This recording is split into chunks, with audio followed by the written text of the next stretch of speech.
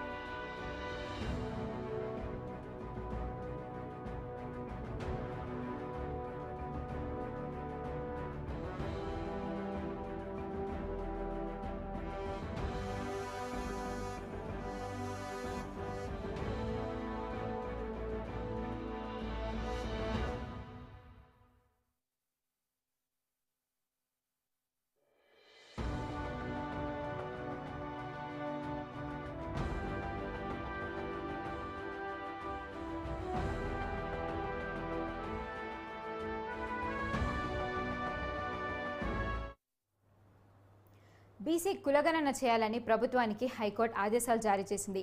ఇక ఇదే అంశానికి సంబంధించి మరింత సమాచారం మా న్యూస్ రూమ్ నుండి బ్యూరో చీఫ్ శ్రీనివాస్ గారు అందిస్తారు. శ్రీనివాస్, చెప్పండి.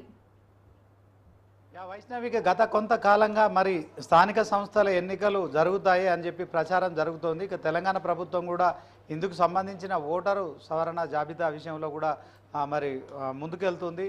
ఇక స్థానిక సంస్థల ఎన్నికలు జరుగుతాయని ప్రచారం జరుగుతున్న నేపథ్యంలో తాజాగా సుప్రీంకోర్టు ధర్మాసనం ఇచ్చిన తీర్పు అయితే ఇక బీసీ గణన ఖచ్చితంగా చేయాల్సిందే. సో దీంట్లో 3 నెలల్లో ప్రభుత్వం బీసీ జనగణన చేపట్టి నివేదిక సమర్పించాలని ఆదేశించింది. ఈ నేపథ్యంలో మరి 2019లో కుర్ర సత్యనారాయణ అనే ఒక బీసీ సంఘం నేత అయితే మరి కోర్టును ఆశ్రయించారు. మరి రాజకీయంగా ఏదైతే రిజర్వేషన్లు బీసీలకు పూర్తి స్థాయిలో అందడం లేదు, సో బీసీలకు అన్యాయం జరుగుతోంది. మరి జనాభాలో సగం పైగా బీసీలు ఉన్నారు.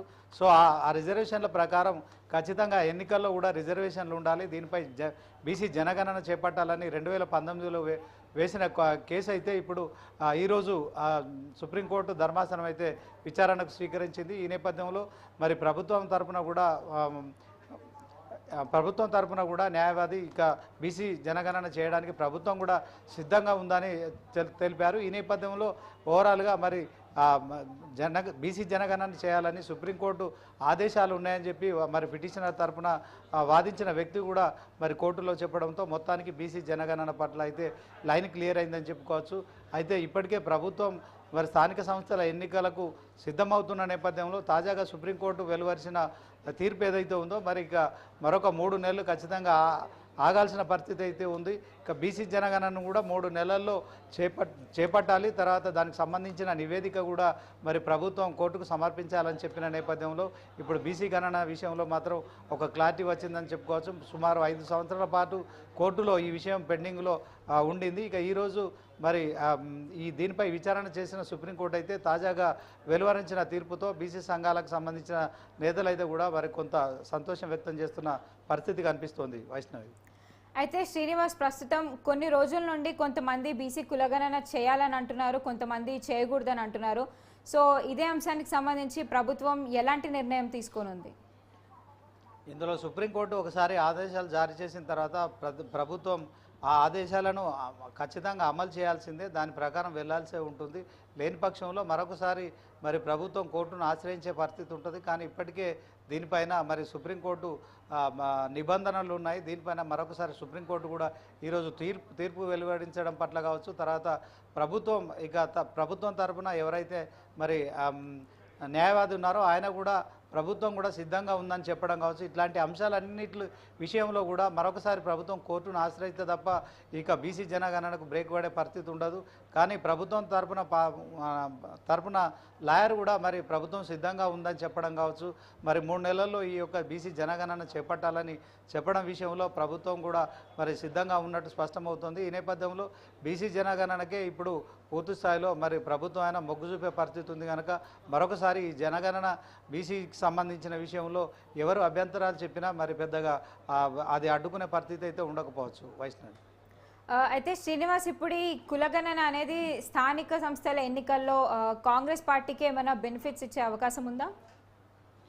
ఖచ్చితంగా ఇది అన్ని పార్టీలకు సంబంధించిన అంశం. దీంట్లో బీసీలకు సంబంధించిన ఏదైతే రిజర్వేషన్ల విషయంలోనే కోర్టుల్లో బీసీ సంఘాల నేతలు ఆశ్రయించడం కావచ్చు. దానిపైన కూడా మరి ఇక జనాభాలో నిష్పత్తి ప్రకారం రిజర్వేషన్లు ఉండాలనేది మరి ప్రాథమిక హక్కు. ఈ ప్రాథమిక హక్కులకు భంగం కలుగుతోంది. ఇది 2019 నుంచి కూడా పెండింగ్లో ఉంది. తాజా కూడా ప్రభుత్వం మరి స్థానిక సంస్థల ఎన్నికలు నిర్వహిస్తుందని ప్రచారం జరగడంతో మరొకసారి కూడా సుప్రీంకోర్టులో ఈరోజు విచారణ జరగడం కావచ్చు.